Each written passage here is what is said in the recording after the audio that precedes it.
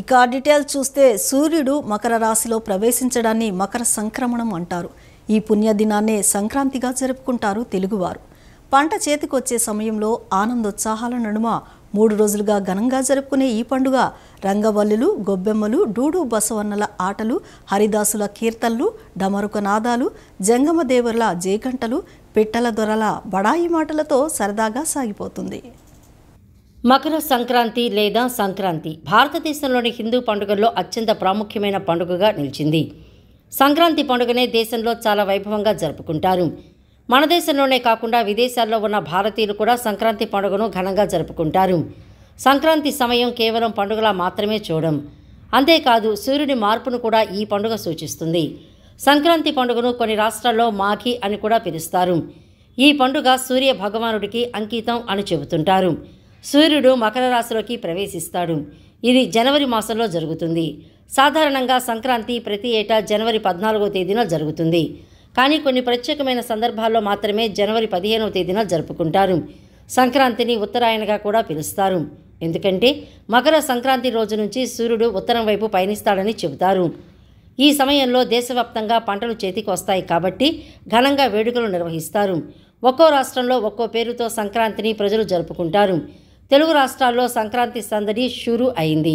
పల్లెలన్నీ బంధుమిత్రులు, కుటుంబ సభ్యులతో కొత్త శోభను సంతరించుకున్నాయి. పంట చేతికొచ్చే సమయంలో ఆనందోత్సవాల నడుమ 3 రోజులు ఘనంగా జరుపుకునే ఈ పండుగ రంగవల్లులు, గొబ్బెమ్మలు, డూడు బసవన్నల ఆటలు, హరిదాసుల కీర్తనలు, డమరుక నాదాలు, జంగమదేవరుల జేగంటలు, పిట్టల దొరల బడాయి మాటలతో సరదాగా సాగిపోతుంది. విజయవాడ ప్రజలకు పలువురు ప్రజాప్రతినిధులు సంక్రాంతి శుభాకాంక్షలు తెలియజేశారు. ధాన్యం ఇంటికి చేరిన వేళ బంధుమిత్రులతో, పశుపక్షాదులతో సంతోషంగా జరుపుకునే ఈ పండుగ సంక్రాంతి పండుగ అని అన్నారు. సకల సంపదలతో సంక్రాంతి పర్వదినాన్ని కుటుంబ సభ్యులంతా కలిసి ఆనందంగా జరుపుకోవాలని ఆకాంక్షించారు. ఈ సంక్రాంతి ప్రతి ఒక్కరి జీవితాల్లో నూతన కాంతి తీసుకురావాలని ఆకాంక్షించారు. ప్రజలందరూ సుఖ సంతోషాలతో సుభిక్షంగా ఉండాలని, పసిడి పంటలతో పరిడవిల్లాలన్నారు. సంక్రాంతి పండుగ ప్రజల జీవితంలో నిత్యం కాంతులు విరజిమ్మాలని అన్నారు. సిటీ కేబుల్ ప్రేక్షకులకు, సిబ్బందికి, యాజమాన్యానికి, తెలుగు ప్రజలందరూ కూడా హృదయపూర్వక సంక్రాంతి శుభాకాంక్షలు. నూతన సంవత్సరంలో వచ్చే తొలి పండుగ, పెద్ద పండుగ మన సంక్రాంతి. 2024 సంక్రాంతి మనందరి జీవితాల్లో కొత్త వెలుగులు దింపాలని, ఎందుకంటే సమస్యల్లో ఉన్న మనకి ఆ దేవుడు ఆశీస్సులతో రేపు రాబోయే అతి త్వరలో జరగబోయే ఎన్నికల్లో ఈ రాష్ట్రంలో ప్రజాపాలన రావాలి, మంచి పరిపాలన రావాలని అందరూ కూడా భగవంతుని కోరుకోవాలని.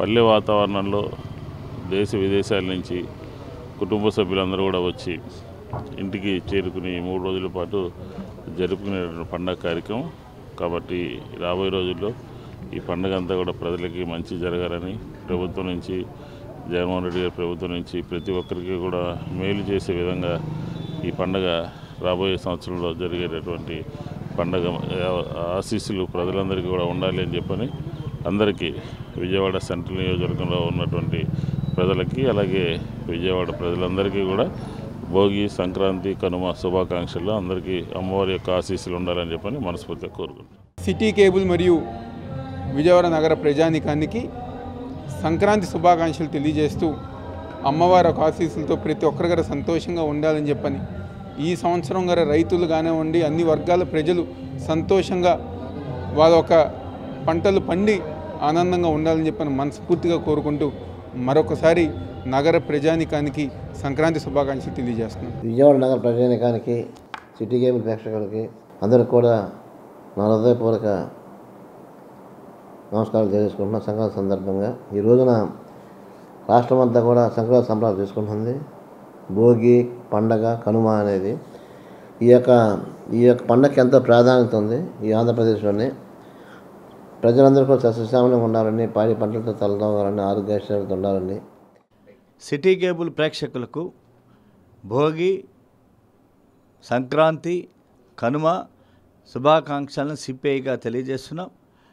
ఈ సంవత్సరం రాబోయేటువంటి కాలంలో ప్రజలందరూ కూడా సంక్రాంతి పండుగను కలిసిమెలిసి కులాలకు, మతాలకు అతీతంగా సెక్యులర్ భావాలకు ప్రతీకగా జరుపుకొని భవిష్యత్తులో రాబోయేటువంటి కాలంలో ఒక మంచి మార్పుని కోరతారని చెప్పి, మార్పుకి నాంది పలకాలని చెప్పి ఆశిస్తూ సిటీ కేబుల్ ప్రేక్షకులకు మరోసారి సిపిఐగా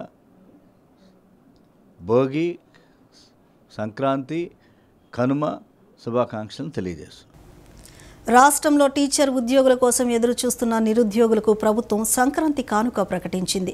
పండుగ తరువాత డిఎస్సి నోటిఫికేషన్ విడుదల చేయనున్నట్లు విద్యాశాఖ మంత్రి బొత్స సత్యనారాయణ చెప్పారు. విశాఖ ఎయిర్పోర్ట్లో నిన్న ఆయన మీడియాతో మాట్లాడుతూ ఉద్యోగాల భర్తీ విధి విధానాలను త్వరలో ప్రకటిస్తామని తెలిపారు. సీఎం జగన్ ఎన్నికలకు ముందు ఏ హామీలు ఇచ్చారో వాటన్నిటినీ తూచా తప్పకుండా అమలు చేశారని ఆయన గుర్తు చేశారు. నిరుద్యోగులకు సంబంధించి ఒక సమావేశం జరిగింది. ముఖ్యంగా డిఎస్సి సంబంధించి స్పెషల్ సెలక్షన్ కమిటీ జరపాలి, ఎంతమంది జరపాలి. మరి ఇన్ ప్రిన్సిపల్ ఏమన్నారంటే అది జరపాలి, దాని మీద కులకృషిగా చర్చమని చెప్పారు. పండుగ సందర్భంగా ఎవరైతే డిఎస్సి అబ్బాయికి కావాలని నిరీక్షిస్తున్నారో వాళ్ళందరికీ కూడా మరి పండుగ అయినట్టునే దాని మీద ఒక మంచి వార్తని రాబోతున్న విషయాన్ని మీ ద్వారా తెలియజేస్తాను. అదే నోటిఫికేషన్ రాబోతుంది తెలియజేస్తాను. అవన్నీ ఎన్ని పోస్టులు, ఏ జిల్లాకి ఎన్ని, ఏంటి అవన్నీ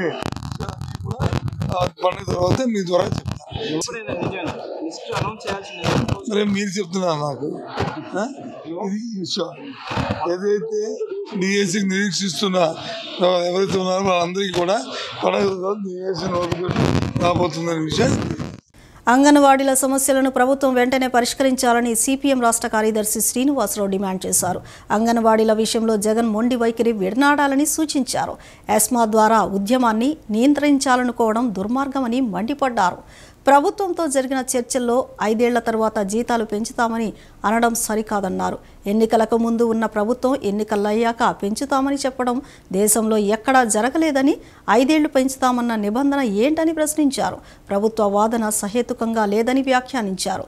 అంగన్వాడీల ఉద్యమానికి రాజకీయ ముద్ర వేయడం తగదని శ్రీనివాసరావు హితవు పలికారు. జీతాలు వచ్చే జులైలో పెంచుతామని అంటున్నారు. ఎన్నికలకు ముందు ఉన్న ఒక ప్రభుత్వం ఎన్నికల తర్వాత పెంచుతామనే వాగ్దానం ఇంతవరకు ఎక్కడ వినలేదు నేను. అది ఎన్నికల వాగ్దానం అవుతుంది తప్ప ప్రభుత్వ వాగ్దానం అవ్వదు. అందుకని ప్రభుత్వం చేయదలుచుకుంటే ఇప్పుడు ఎంత పెంచుతారు, ఎప్పటి నుంచి పెంచుతారు అనేది ఒక నిర్దిష్టంగా వాళ్ళకి చెప్పి జీవో తీసుకొస్తే సమ్మె పరిష్కారం అవుతుంది. వాళ్ళు 5 ఏళ్ళకి ఒకసారి మేము పాలసీ పెట్టుకున్నామని ఇప్పుడు చెబుతున్నారు. ఎక్కడ పెట్టుకున్నారు, ఎవరు పెట్టుకున్నారు రాష్ట్ర ప్రజలకు తెలియదు. గత ప్రభుత్వ హయాంలో 5 ఏళ్లలో 2 సార్లు పెంచారు. మరి అప్పుడు లేనటువంటి 5 ఏళ్ళకి ఒకసారి నిబంధన ఇప్పుడు ఎందుకు వస్తుంది? అప్పుడు 2 సార్లు 2, 3, 6 వేలు పెంచారు. వీళ్ళు 5 ఏళ్లలో 1000 పెంచారు.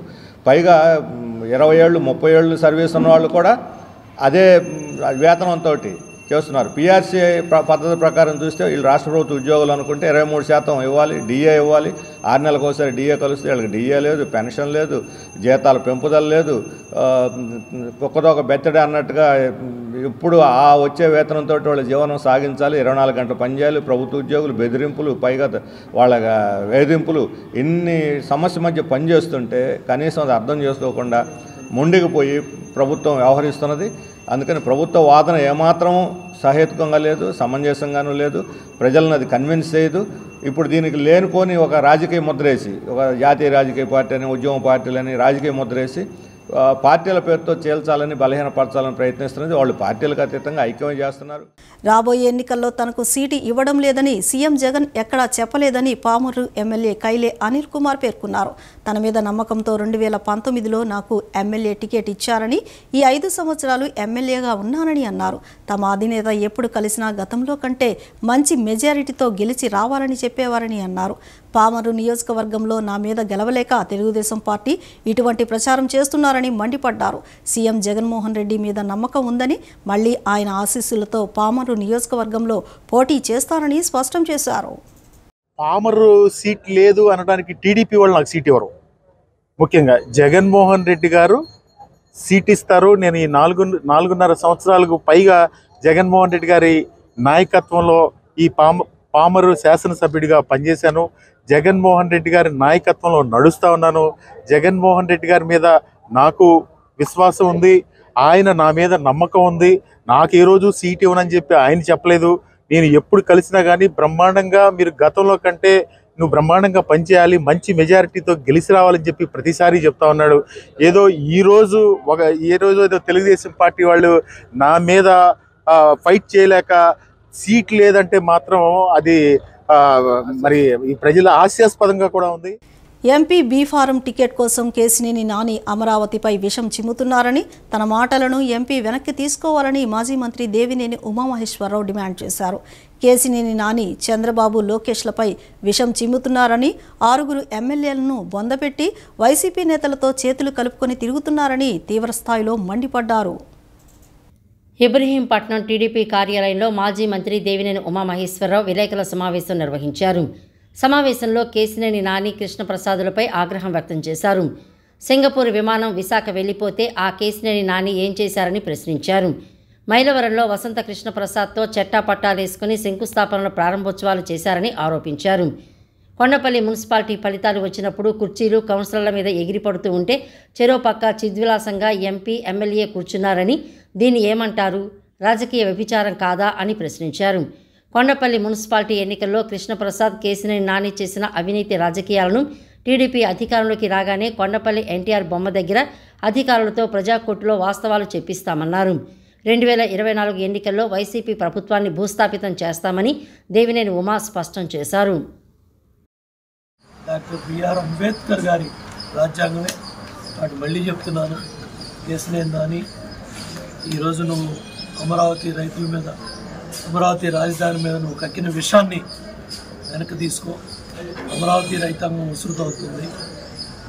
విజయవాడ మహానగరానికి చంద్రబాబు నాయుడు గారు ఒక గ్రీనరీ సిటీగా, ఒక పరిశుద్ధమైన నగరంగా, పారిశుద్ధ్య విషయంలో కావచ్చు, ఘాట్లు కట్టండి, ఈ పుష్కరాల ఘాట్ల నిర్మాణంలో కావచ్చు, ఎస్సీ ఎస్టీ సప్లై ఖర్చు పెట్టడంలో కావచ్చు, మున్సిపల్ కార్పొరేషన్ జీతాలు కూడా భారమయ్యాయి.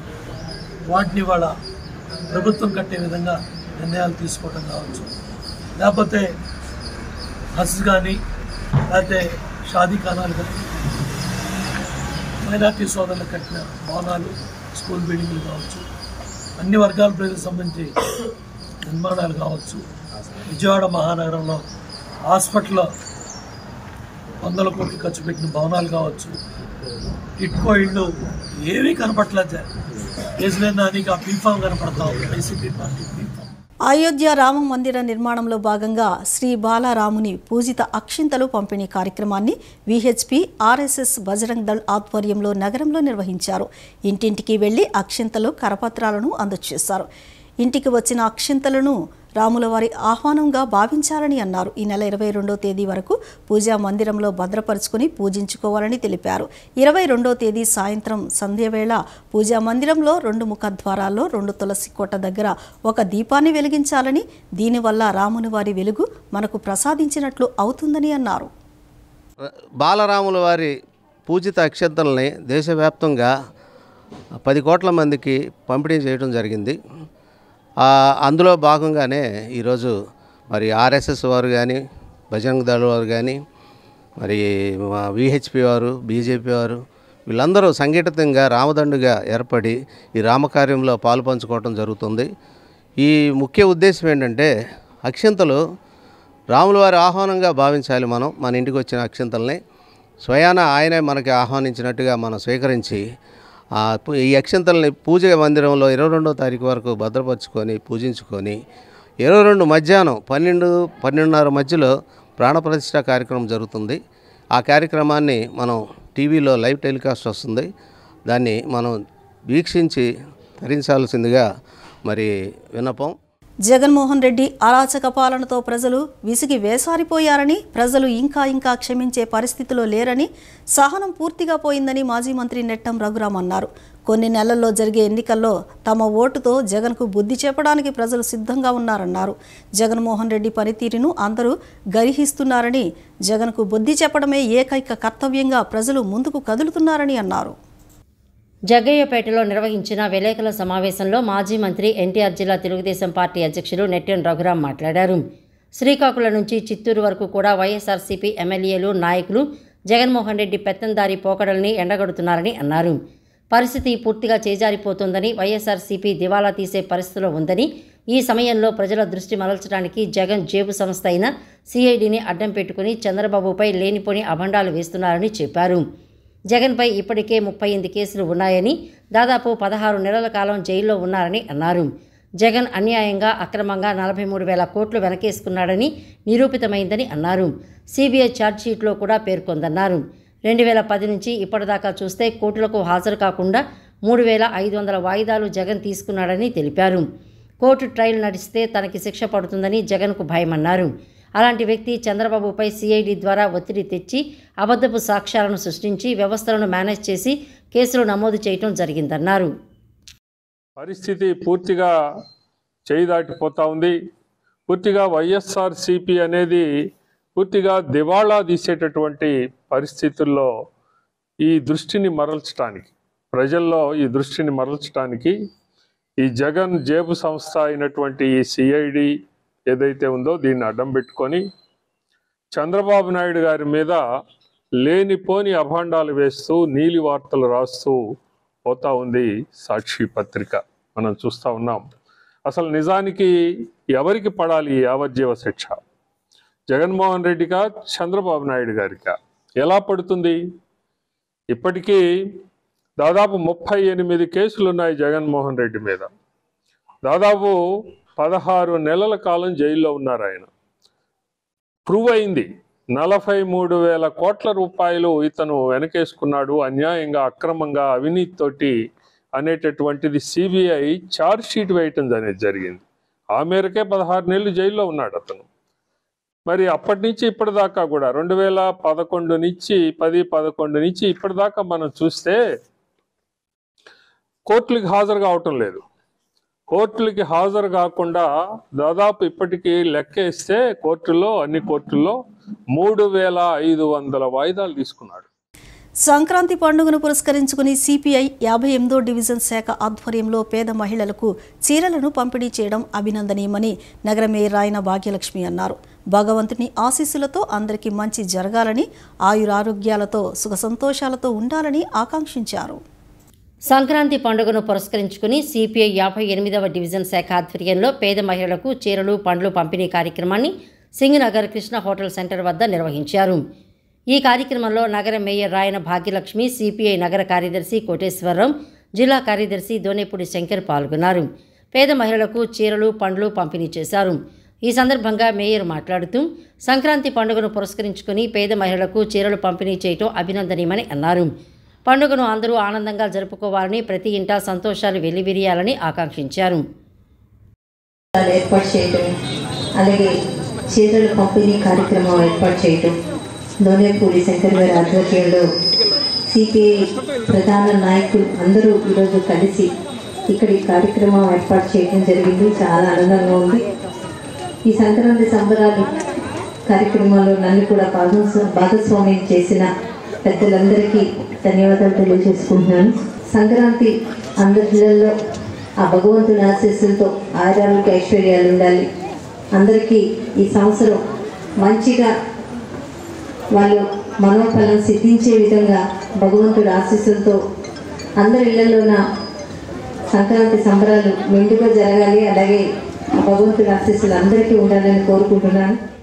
అనంతరం సిపిఐ జిల్లా కార్యదర్శి దోనేపూడి శంకర్, నగర కార్యదర్శి కోటేశ్వరరావు మాట్లాడుతూ సంక్రాంతి పండుగ అందరూ కలిసిమెలిసి కులమతాలకు అతీతంగా జరుపుకోవాలని తెలిపారు.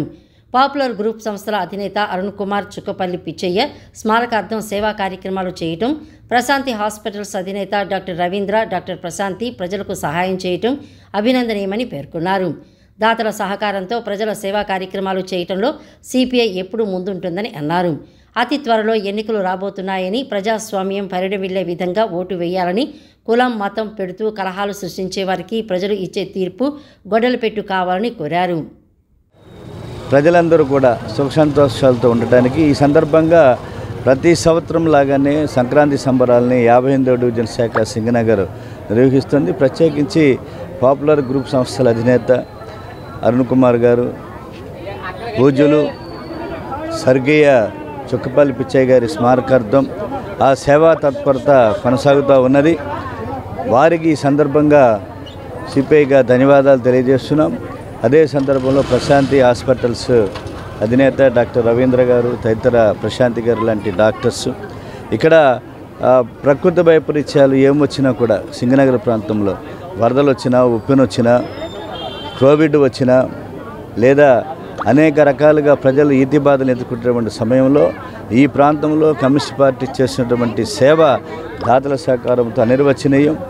అది ఏ రాజకీయ పార్టీ కూడా అని చెప్పి నగర సమగ్రాభివృద్ధి కాంక్షించేటటువంటి వారు, నగర సమగ్రాభివృద్ధి కోసం పాటుపడేటటువంటి వారికి రాబోయేటటువంటి కాలంలో బాధ్యతలు అప్పజెప్పవలసినటువంటి బాధ్యత కూడా ప్రజలందరి పైన ఉన్నదని చెప్పి ఈ సందర్భంగా విజ్ఞప్తి చేస్తూ 58వ డివిజన్ సిపిఐ ఆధ్వర్యంలో ప్రతి ఏటా కూడా నేను సైతం మేము సైతం అన్నట్టుగా వారు సహకార కార్యక్రమాలు చేపడతారు. దాంట్లో భాగంగా పేదలందరికీ చీరల పంపిణీ, వస్త్రాల పంపిణీ కార్యక్రమం చేపట్టినటువంటి సిపిఐ 58వ డివిజన్ శాఖ వారికి ప్రత్యేకమైనటువంటి ధన్యవాదాలు తెలియజేస్తూ మరొకసారి నగర ప్రజలకు, వీక్షకులందరికీ కూడా సంక్రాంతి శుభాకాంక్షలు తెలియజేస్తాం.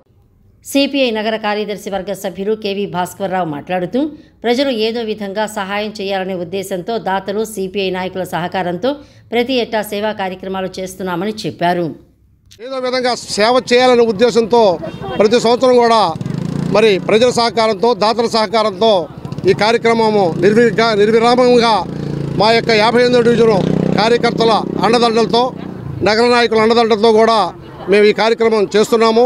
మేము చేసే ఈ కార్యక్రమానికి మా నగర నాయకులైనటువంటి దోనేపూడి శంకర్ గారు కానీ, అలాగే జి కోటేశ్వరరావు కానీ, ఇతరత్ర అందరూ కూడా వెనక ఉండి ప్రోత్సహించి ముందుకు నడిపిస్తున్నారు.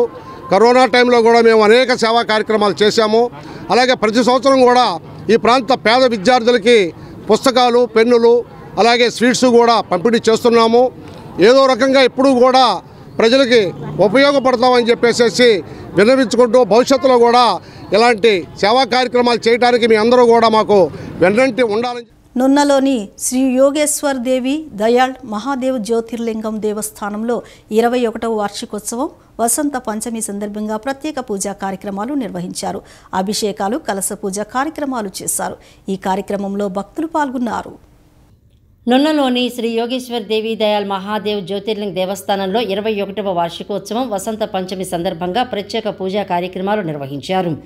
ఉదయం స్వామివారికి అభిషేకం, కలశ పూజ నిర్వహించారు. శ్రీ యోగేశ్వర్ దేవి దయాళ్ హనుమాన్ మందిర్ 18వ వార్షికోత్సవం, శ్రీ పంచముఖ హనుమాన్జీ అభిషేకం, పూజా కార్యక్రమాలు నిర్వహించారు. అనంతరం శ్రీ యోగేశ్వర్ దేవి దయాళ్ మహాదేవ్జీ తిలక్ కుంకుమ కలశ పూజ చేశారు. యోగేశ్వర్ రామ్లాల్ భగవాన్, యోగేశ్వర్ మూలక్రాజ్ భగవాన్, యోగేశ్వర్ దేవి దయాళ్ మహాదేవ్జీ, యోగేశ్వర్ సురేందర్ దేవ్జీ మహాదేవ్ స్వరూపాలతో నున్న గ్రామ పురవీధుల్లో నిర్వహించారు.